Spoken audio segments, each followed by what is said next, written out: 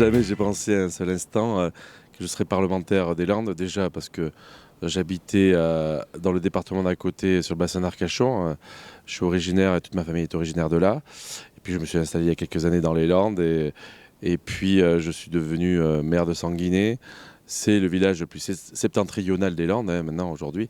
Et puis, à la faveur de l'élection de Geneviève Darrieussecq comme députée, elle m'avait pris dans ses bagages, puisque j'étais son suppléant. Et Geneviève m'avait dit, oh, il y a peu de chances que je sois ministre, t'inquiète pas, tu vas rester maire, hein. Elle savait que j'étais très attaché à ma commune. On a gagné ces élections.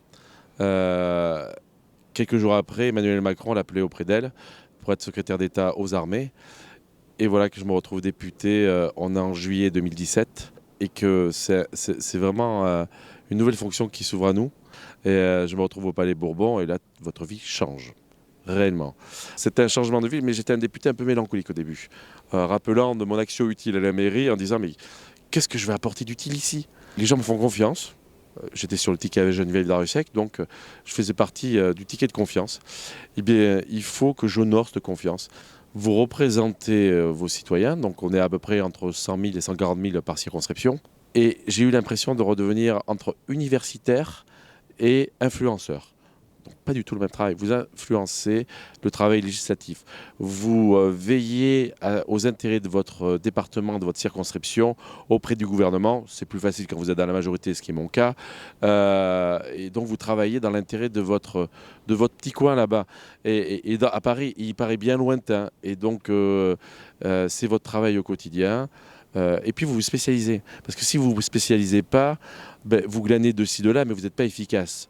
L'idée, c'est d'avoir quand même une valeur ajoutée, le temps que vous êtes ici.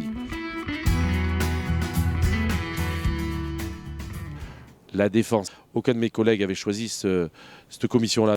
Je m'y suis risqué, j'oserais dire, parce que j'étais assez néophyte dans le sujet. Donc j'ai beaucoup bossé, j'ai lu, appris, on a fait beaucoup d'auditions.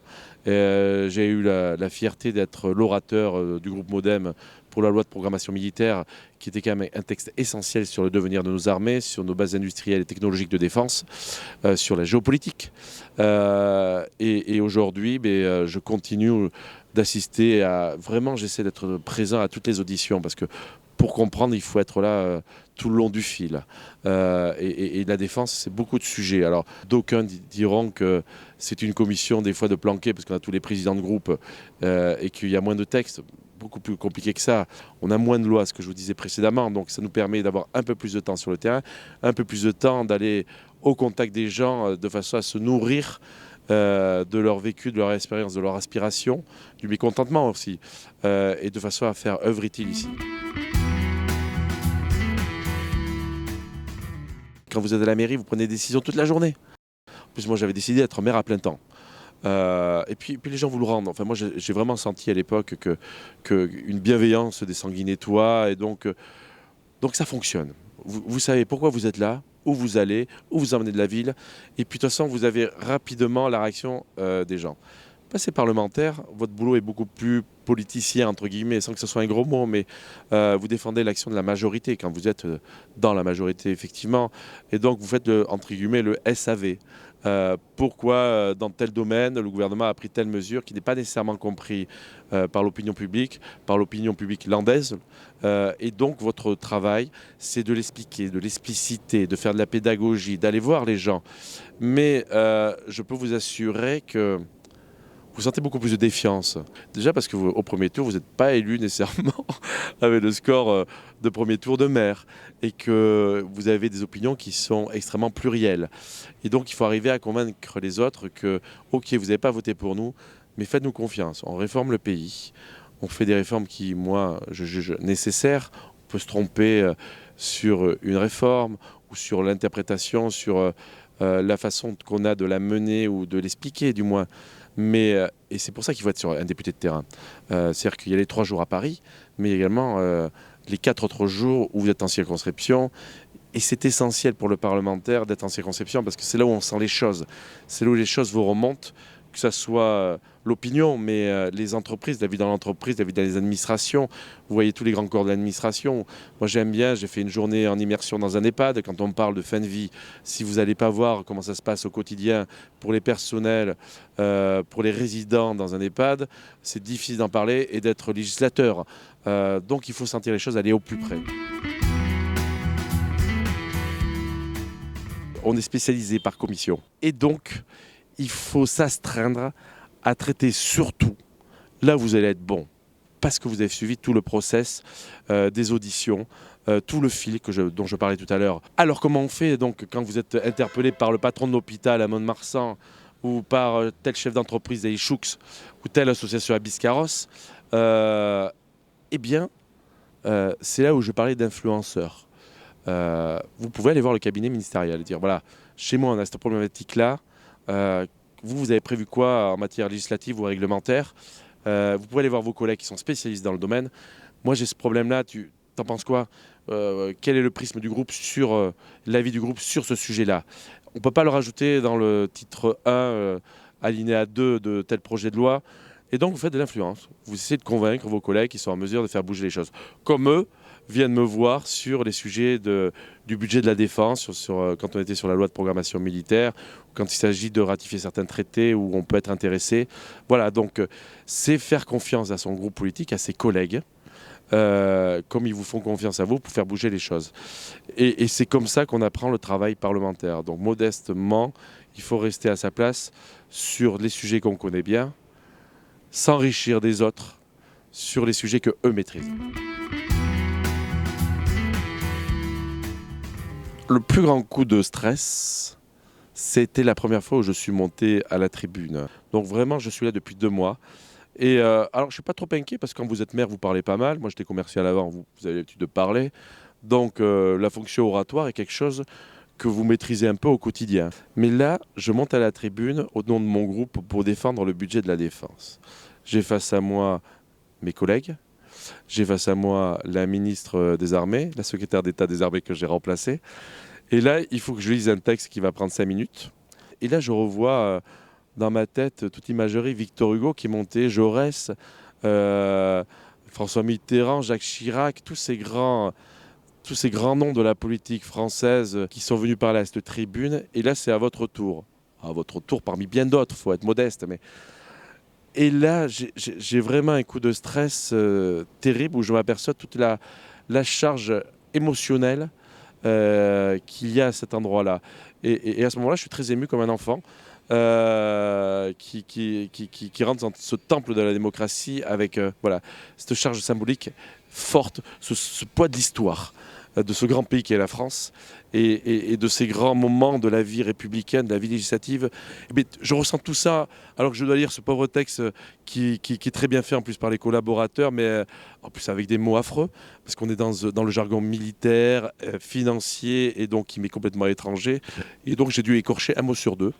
Et je rougis comme une pivoine et je me sens un peu ridicule à ce moment-là et puis j'en dors pas pendant 2 nuits en disant non vraiment il faut bosser tes textes mon garçon avant parce que t'es quand même plus dans la même cour et donc pour avoir échangé avec d'autres collègues, même des anciens maires qui se sont retrouvés pour la première fois à cette tribune, on est beaucoup à avoir partagé ce sentiment de solitude immense dans ce temple de la démocratie et qui est un temple de la démocratie, un des plus vieux parlements au monde.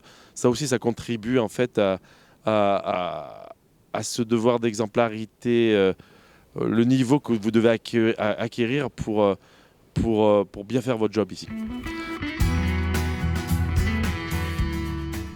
C'est une légende de dire que le parlementaire ne bosse pas, surtout qu'il n'y a plus aujourd'hui le cumul des mandats. Vous ne gérez plus un exécutif local tel un conseil départemental, une région ou une mairie, où là vous êtes dans l'opérationnel, vous avez besoin d'être dans votre collectivité et faire la loi ici, c'est-à-dire suivre les auditions, aller dans l'ensemble de votre circonscription, aller donc en commission, en réunion technique et dans l'hémicycle. Et donc c'était compliqué de faire les deux. Aujourd'hui on ne fait plus que ça, entre guillemets. Je suis conseiller municipal encore. Ceux qui me connaissent me disent « Ah ouais, alors, toi tu bosses au moins, mais je vois mes collègues, ils bossent autant que moi et dans leurs domaines différents. Ceux qui sont à la commission des lois, qui sont beaucoup plus ici que dans la circonscription, ou la commission des finances, je vois, sont des gens qui sont très assidus, qui ont encore plus de commissions que les commissaires défense, quels que soient d'ailleurs les groupes, hein, que ce soit des insoumis aux républicains, en passant par toute la majorité. On a des députés aujourd'hui laborieux, parce que faire la loi, c'est quelque chose qui prend du temps. C'est de la discussion, de la négociation, et puis c'est écouter. C'est écouter et se former. Les Français ont appelé une majorité de parlementaires il y a 2 ans, qui venaient beaucoup de la société civile, qui avaient, comme on dit, des vrais métiers. J'ai par exemple mon cousin qui était élu en même temps que moi, c'était comme ça, qui était élu député d'Angoulême, qui lui était médecin urgentiste. Ben, je pense qu'un médecin urgentiste, il a quelque chose à dire sur la loi santé, il a quelque chose à dire à la commission la commission des affaires sociales et de la santé. Mais des fois, avoir un œil neuf sur les choses, ça permet justement de les faire avancer. Et donc, il faut travailler. C'est pour ça que je suis retourné, vous m'avez suivi, retourner prendre des cours d'anglais.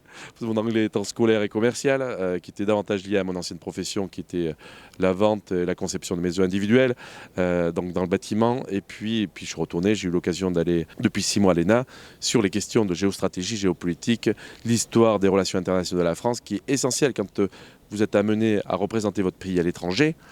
Je ne me vois pas représenter mon pays sans en connaître tous les tenants et les aboutissants. Et je ne suis pas un universitaire. N'étant pas un universitaire, vous avez tout ce rattrapage-là à faire.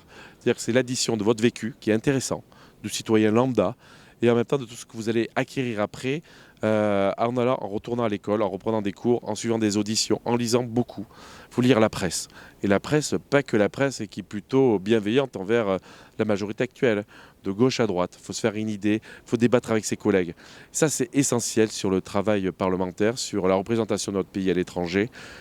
Sur le contrôle de l'action du gouvernement. Donc voilà à peu près le travail tel que je le conçois ici. Aujourd'hui, le monde dans lequel on vit, le monde dans lequel on évolue, le contexte national est lié, que ce soit sur les questions de sécurité, de pétrole, d'économie, de social, au contexte international.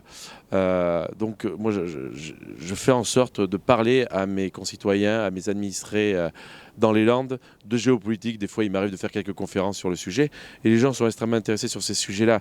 Et vraiment, il convient en fait de traiter beaucoup plus de ces sujets-là plutôt que de l'écume des choses comme on voit sur les chaînes d'infos. On va parler sans arrêt de ces manifestants à Paris. Alors c'est qu'à Paris en plus parce qu'il y a la province. Et pendant ce temps-là, il se passe des choses essentielles en Libye, en Iran, au Pakistan, en Corée du Nord, en Chine, mais également avec Bolsonaro au Brésil. Donc voilà, moi j'essaie d'être un peu le porte-voix, outre le travail de législateur ici, de contrôle du gouvernement, mais d'intéresser mes concitoyens à ces sujets-là essentiels qui sont le devenir du monde. Ouais, une anecdote, je me rappelle, je suis juste en fonction. Je vous ai dit, je prends la commission de la défense, sujet qui me faut apprendre à maîtriser. Et alors, dans la défense, quand vous parlez avec des militaires, des officiers, et quand vous êtes le député de la défense, et que vous avez des bases militaires sur votre circonscription, vous êtes prioritairement invité à la table du commandant de la base. Et à la table du commandant de la base, il y a tous les officiers de l'armée avec des des fonctions extrêmement spécifiques. Et je me souviens de ce premier repas sur la base aérienne de Cazaux, dont je vous dis qu'elle était à la fois sur les Landes et sur la Gironde. J'ai un accueil formidable, ils me font visiter toute la base. Bref, un maximum d'informations. En très peu de temps, on arrive aux messes, aux fameux messes, vues sur le lac de Sanguinet. Donc, un cadre très sympa. Bon, je dis, on va pouvoir souffler, parler un peu d'actualité. Je veux pouvoir reprendre mon souffle. Et là, ils sont contents d'avoir un nouveau député qui s'occupe vraiment de ces sujets-là. En plus, dans la majorité, c'est le suppléant en plus de la secrétaire d'État aux armées. Donc, question message, ils en ont sous le pied. Et à ce moment-là, il me parle dans des mots, j'en comprends un sur deux. Donc je comprends les mots de liaison. Mais parce que on est dans un jargon extrêmement professionnel. Et donc, et là, vous êtes un garçon poli. Vous ne pouvez pas faire répéter 3 fois la phrase parce que de toute façon, c'est le même mot. Et donc, vous le comprenez. Et eux sont dans leur univers professionnel. Et donc, j'ai dit, mais waouh! La défense pour les nuls, j'espère que le bouquin est sorti parce que je vais en avoir besoin. Et donc, vraiment, une grosse séance de rattrapage à venir. Et c'est ce que j'ai fait les mois qui ont suivi. Et c'est vrai qu'aujourd'hui, je suis beaucoup plus familiarisé. Et des fois, quand je m'écoute, ou quand je vous disais, j'aime bien faire des petites conférences dans ma circonscription où j'aime bien expliquer la géopolitique, l'armée d'aujourd'hui, de demain, les enjeux, les perspectives, je me surprends des fois à utiliser des mots qu'il y a 2 ans, j'ignorais l'existence. Et mes anciens élus adjoints aux conseils municipaux ou mes amis me disent: Putain, quand même, tu connais la défense, je ne savais pas que tu étais aussi initié sur ces sujets-là. Bon, tant mieux, j'ai peut-être un peu progressé sur ces sujets-là, beaucoup de bachotage, mais voilà qui rend modeste. C'est-à-dire qu'on est demain amené à défendre des sujets qu'on ne maîtrisait pas 2 ans avant. Voilà, c'est juste qu'il faut bosser, s'intéresser aux choses et être passionné.